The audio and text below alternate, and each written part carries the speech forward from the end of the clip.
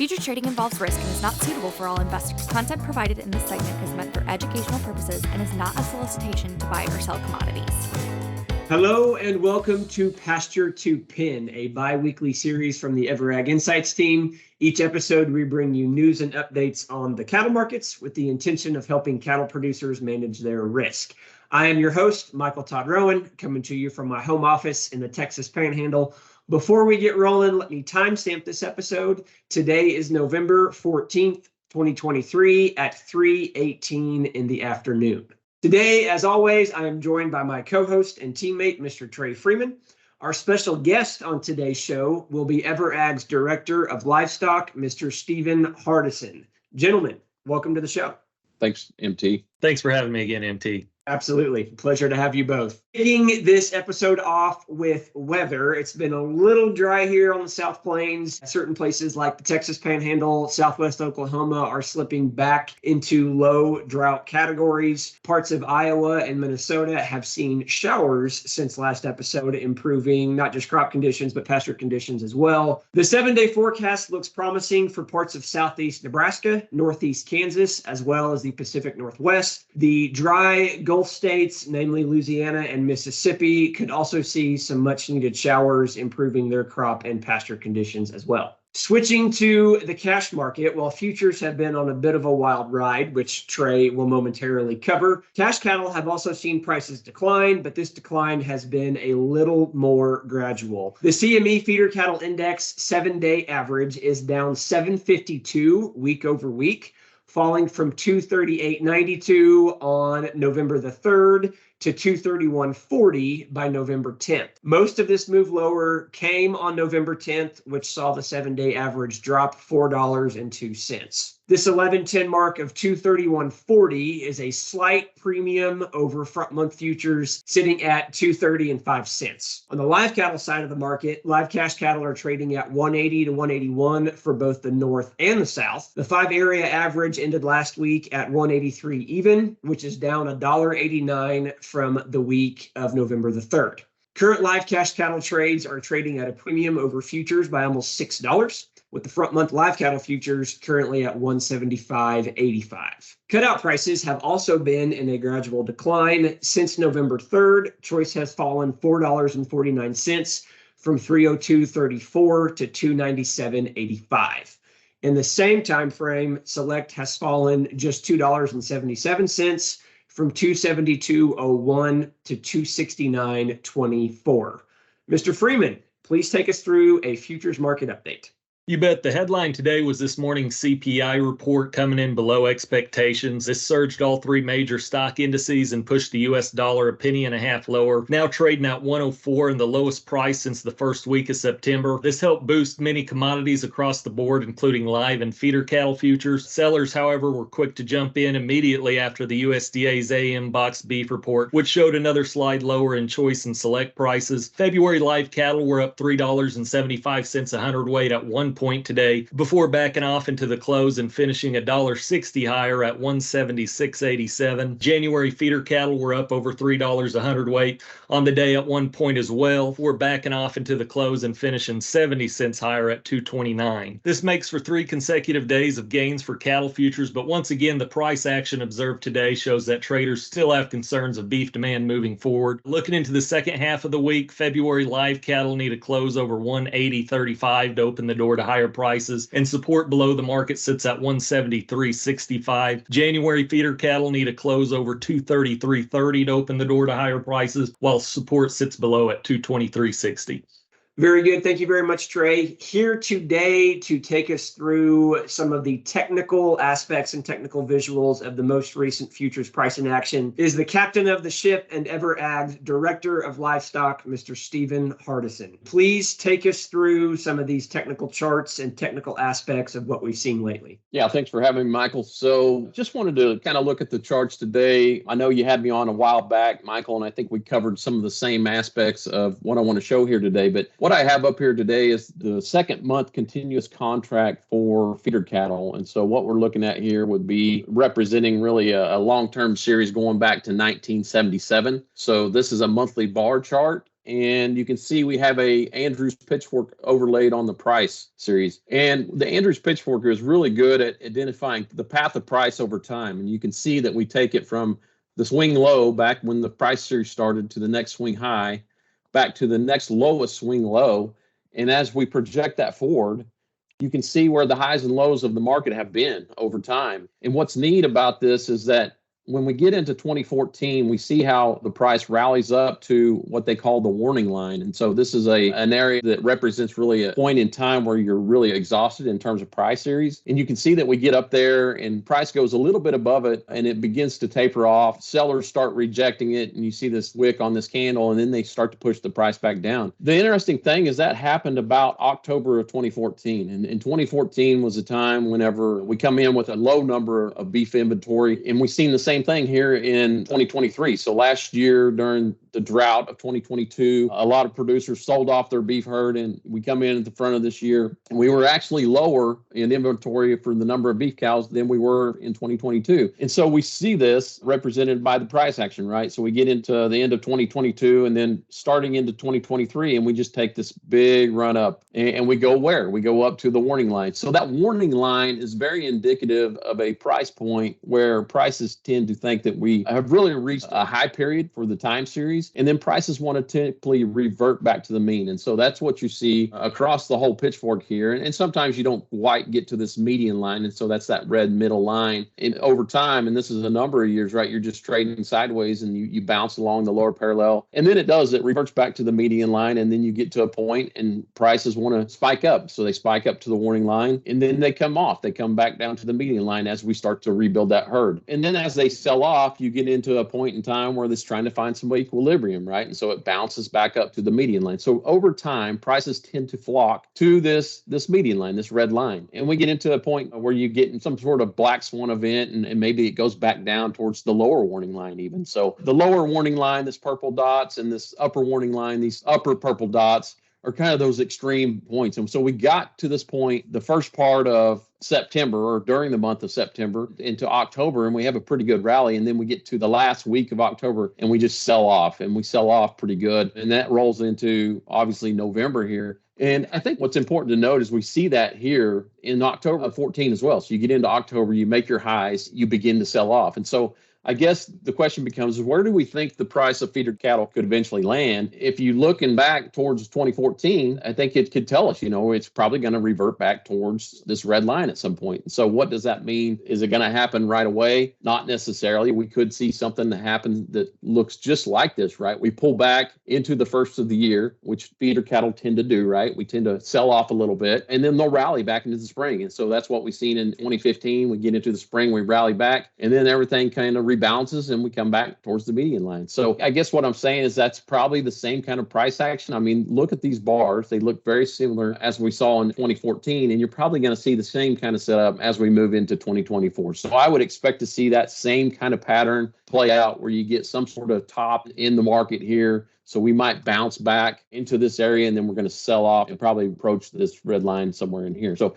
another way we can look at that, and I showed this too the last time I was on, but this is more of a 12-month bar. And this is a regression trend line that's drawn through the price series. And what's interesting is this is, again, 2014. In 2014, we get to this extreme. And so, if you map it out and look at 2023, we're almost doing the exact same thing. So look at 2015 here. We get into 2015, and what does it do? It actually sells off, and it goes right back to this median line, right? This middle line. And so I guess what I'm saying is, like, next year, we could actually sell off, come down to this point in time. So like 164 area. Is it going to happen? Well, we don't know. We have a lot of bullish fundamentals that are still taking place here that may set the stage for some sort of sideways action as we move into next year. But I think the crux of it is that we have to be wise, right, and try to protect ourselves and employ some sort of risk management in the event that it does move back to these price levels. So if we look at live cattle, we can also see a similar pattern play out. And I want to just move over here to the second month continuous contract of live cattle. And I have a similar type pitchfork drawn on there. Now, it's not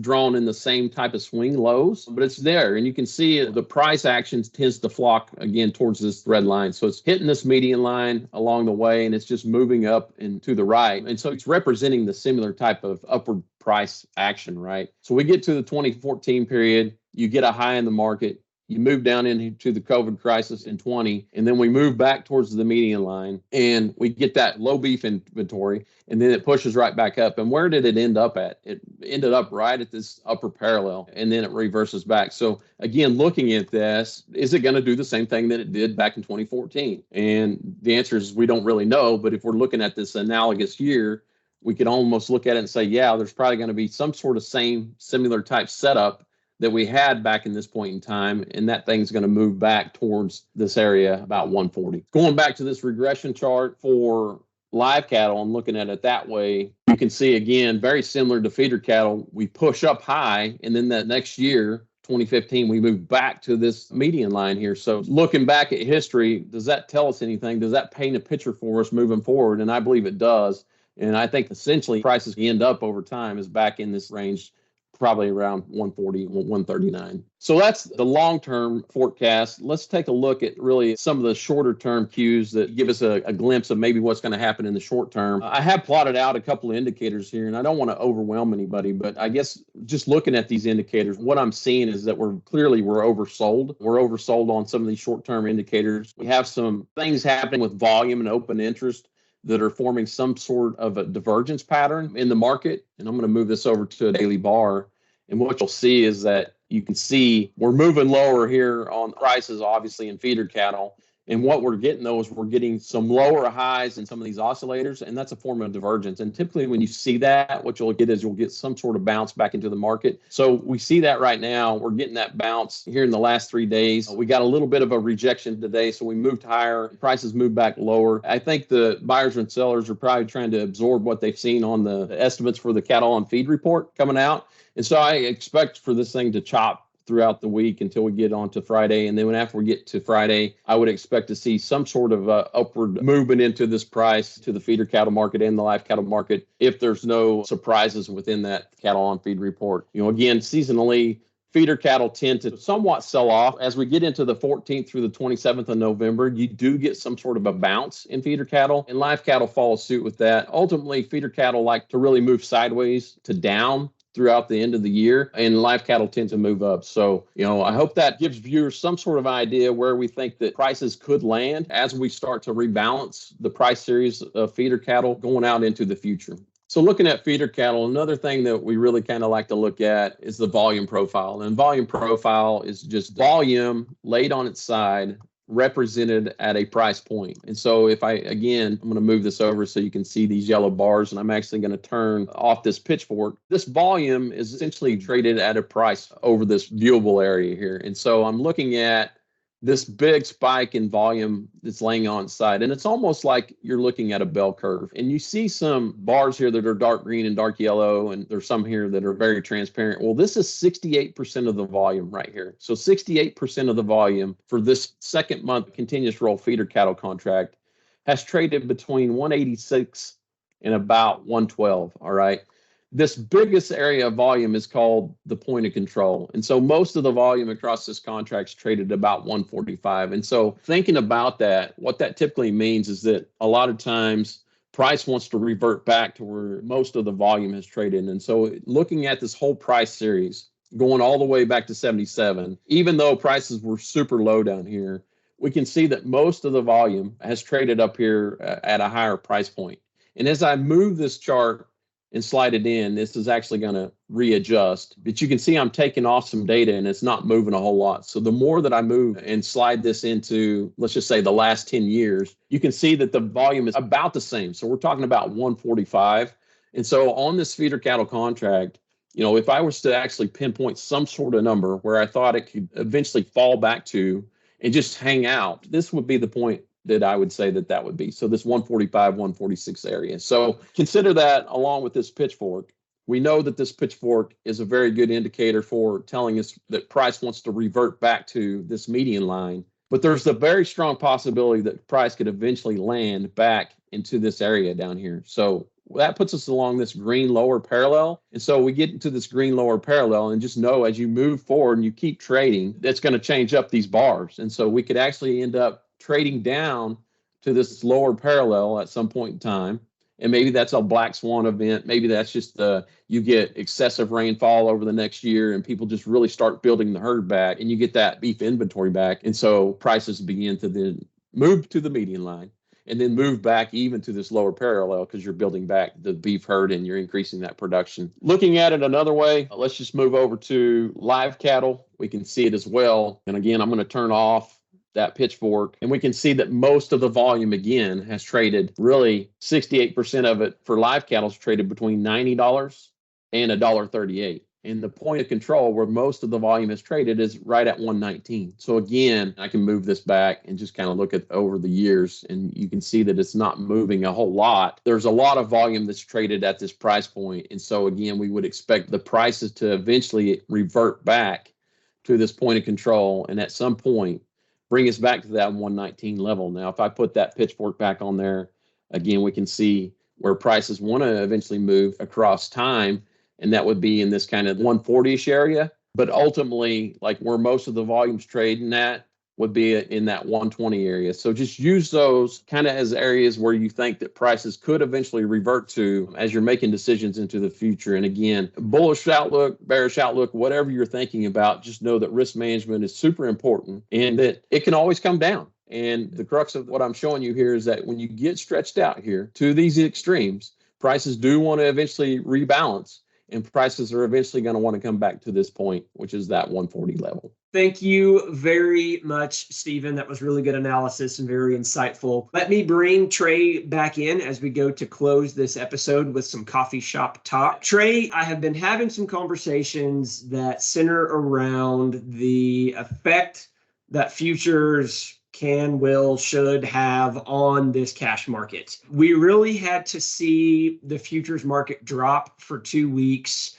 before we saw any kind of a downward trend on the cash side, whether live or feeder cattle. Really, this downward trend in cash didn't start to pick up the pace until we had some clear evidence of demand side issues. Again, those are what my conversations are centered around demand. What conversations have y'all been having? The conversations I'm having revolve around the disparity between futures and cash. Why is this happening? Are the softer cash prices warranted fundamentally, or are they being dragged lower by the board? Is it sensical to protect recent purchases in this environment? What about recent sales? I just took some into town the other day and got thumped. Future purchases. I always try to direct the conversation to how are we going to play the hand we're dealt? As livestock producers, we're entrepreneurs. Core values of an entrepreneur are resilience and creativeness. So establish downside protection on recent sales. As a successful oil man once said, I can only eat so many steaks. In other words, we're at historically high prices still, so there's plenty of risk below. Don't let them get away. And just like Stephen just showed us, I encourage you to look at a long-term chart when you navigate your risk management decisions. And for the current market environment, be mindful that cash can very well move lower to go to par with the board. Although supply fundamentals still appear strong, demand could falter. There's plenty of unknowns. So concerned of establishing protection and prices go to the moon again, look at some sort of strategy, maybe utilize put options or some sort of option strategy that provides some level of flexibility. This could be an opportunity. Look at ways to use it to your advantage. There are plenty of risk management tools out there that you can use to your advantage. Absolutely. And knowing where your break even is and where your profit point is are always two good numbers to aim for as well. That is a wrap for this episode of Pasture to Pen. Thank you to all of our viewers for watching this episode. If you have not done it yet, hit the like button, hit the subscribe button, and click the bell to be notified of future episodes. Thank you once again to Stephen and Trey for all of your input and all of your insight. Thank you to Paige and Hattie, who keep us on the straight and narrow. A big thank you to the entire EverAg Insights team for making this show a reality. Until next time, stay safe and pray for rain.